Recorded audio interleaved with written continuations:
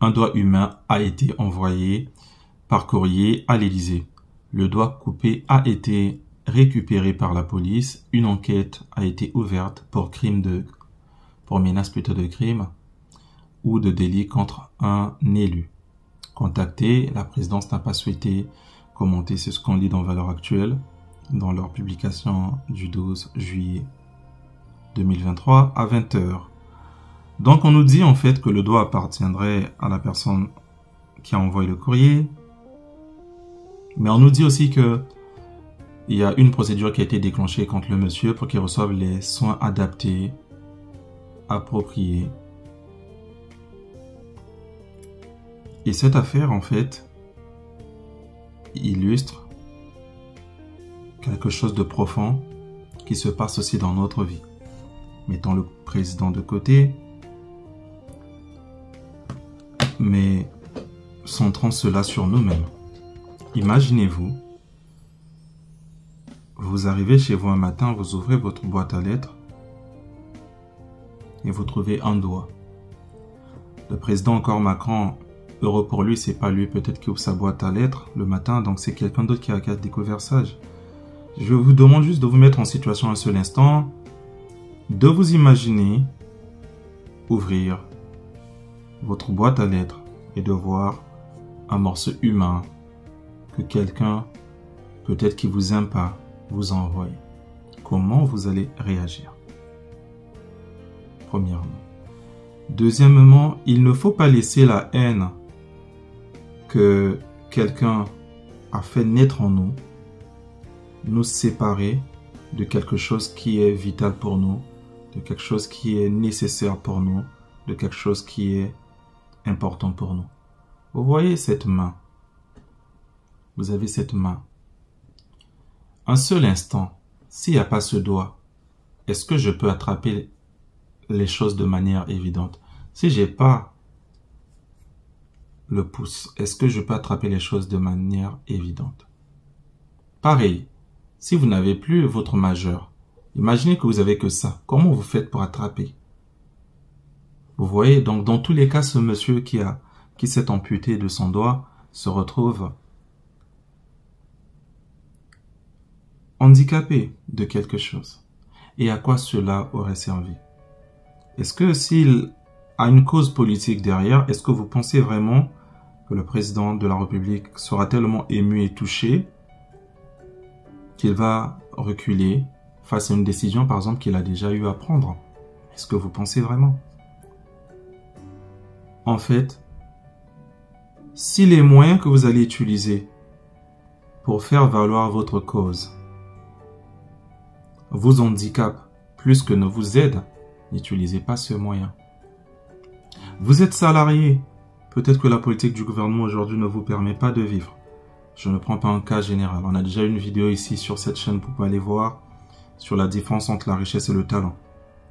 Je ne prends pas vraiment les cas exceptionnels. Je sais qu'il y a des gens, par rapport à leur âge, par rapport à leur maladie, ils ne peuvent pas faire autre chose. Mais ce n'est pas la majorité. La majorité des gens ont commencé un métier et ils veulent faire toute leur vie dans ce métier. Alors que parfois ils ont un talent caché que Dieu avait mis en eux lorsqu'ils sont venus sur terre. Vous avez fait des études, vous voulez travailler dans un bureau, il n'y a pas de travail. Au lieu d'insulter votre président, au lieu de faire, je ne sais plus, de transformer votre cœur en ce lieu-là où toute la haine contre le président fleurit, ce qui ne fait que vous faire du mal, parce que vous savez, notre corps n'a pas été fait pour habiter les sentiments négatifs. Il a été prouvé que la colère n'est pas bien pour le corps. Il a été prouvé que le stress, par exemple, génère parfois ce qu'on appelle des maladies auto-immunes, c'est-à-dire vos propres anticorps vont se mettre à détruire en quelque sorte votre corps.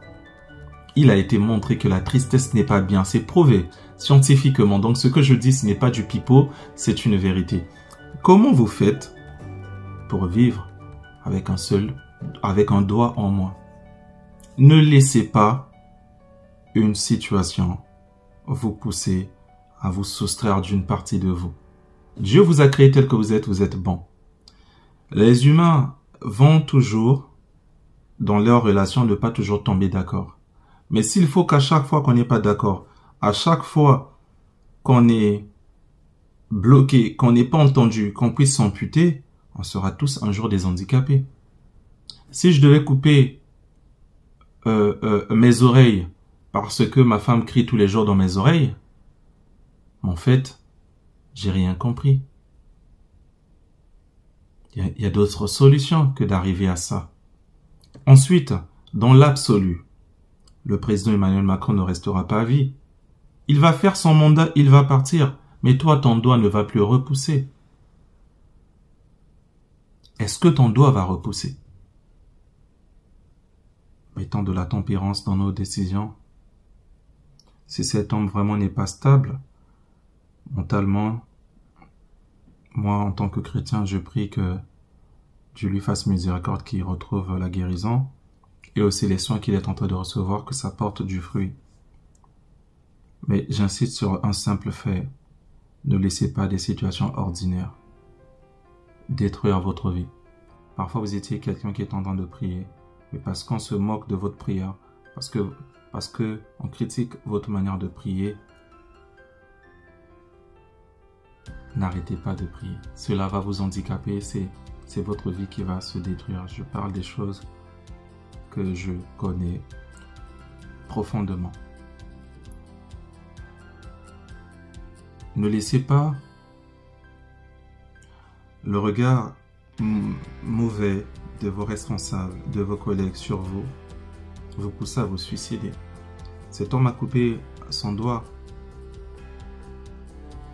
Mais dans d'autres cas, il y a des gens qui vont plus loin, qui se suicident parce qu'au travail, il n'est pas reconnu. Ne laissez pas un ennemi détruire votre vie. Au contraire, aimez vos ennemis. Priez pour les gens qui vous affligent. Priez pour les gens qui vous offensent. Ne laissez pas ces gens dénaturer votre foi, dénaturer votre vie. Vous enlevez ce qui est de vous, ce qui va plus vous handicaper alors que la personne va continuer à faire sa vie. Ne laissez pas les paroles d'une personne extérieure détruire votre vie. Ne laissez pas quelqu'un avoir de l'emprise sur vous. Ne laissez pas votre ennemi vous rendre handicapé. Que ce soit mentalement, spirituellement, physiquement. Soyez stable, conservez-vous, conservez-vous, conservez-vous. Et n'oubliez pas la prière, parce que Dieu est capable de changer les cœurs. Ce que vous n'avez pas pu obtenir par la violence, ce que vous n'avez pas pu obtenir par la force, la douceur arrive parfois à atteindre ça. Lisez dans la Bible l'histoire de la reine Esther, vous comprendrez que la prière et la douceur peuvent faire changer le cœur du roi. Que Dieu vous bénisse.